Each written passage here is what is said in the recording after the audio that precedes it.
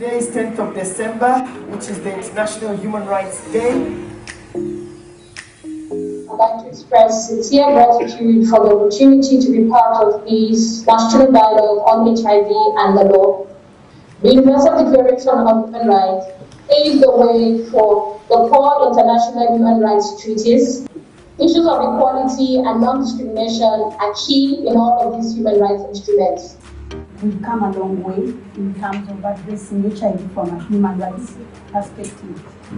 HIV was mostly looked at as a biomedical issue, and most of us who were infected were seen as passive recipients of services. 30 years ago when I was diagnosed, I had young children home to feed, and I was a fresh widow. And those of us who tried to raise a voice were the arrogant ones. You know, we were looked at as the obstinate, the arrogant, and they called us Abarwadebafi. That used to bother me a lot. When we talk about inequalities as UGANET'S, people don't understand that word. They ask, what is it that is new from the usual? When we say we can't end AIDS without ending inequalities, those are the things. So I would urge the organizations concerned, we have genuine public interest cases or litigation being hijacked by individuals. And I've been consistent, and I don't know how much persuasion I will get from other people. I'm tired of individuals. If we got UGANET suing on AIDS, it makes a lot of sense to the public. As a practitioner, what are your overall thoughts around this handbook, but also the current law in itself, vis-a-vis the real-life experiences of people? The book is most timely, as it's the work and effort of many people and a lot of research and thought, and to put together for us cases on the national policy on HIV and human rights in Uganda. So as judicial officers, we have a go-to. As a lawyer, I've been participating in these cases together with UGANET, and we have a very, very big problem.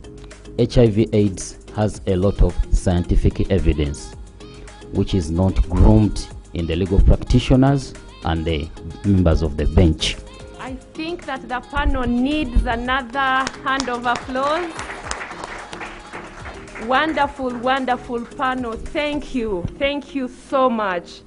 I just want to say that as the HIV law community, that is really a combination of many stakeholders. As you saw us speak right from the start, we are very, very proud.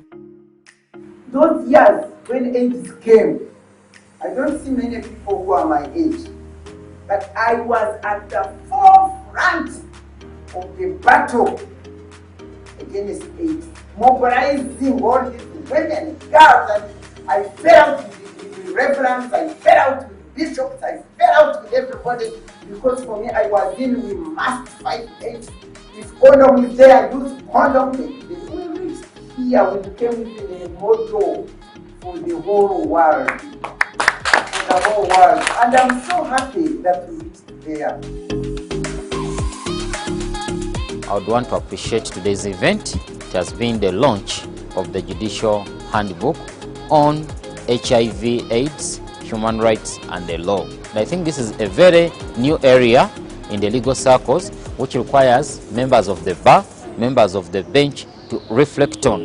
The court handling of these cases is crucial to the public. Launching the book on this day, when we are remembering the day the Universal Declaration for Human Rights were made, gives the book a higher impetus for HIV. And it shows how committed the judiciary is towards improvement of human rights for people living with HIV/AIDS. And I'm very happy that I am a survivor, that I have lived to see this day.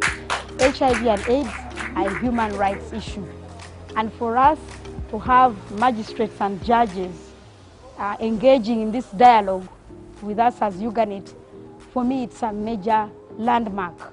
All of us have a duty to fight HIV and AIDS, Today, the judges and the magistrates who have left this room have now located their place in the national response.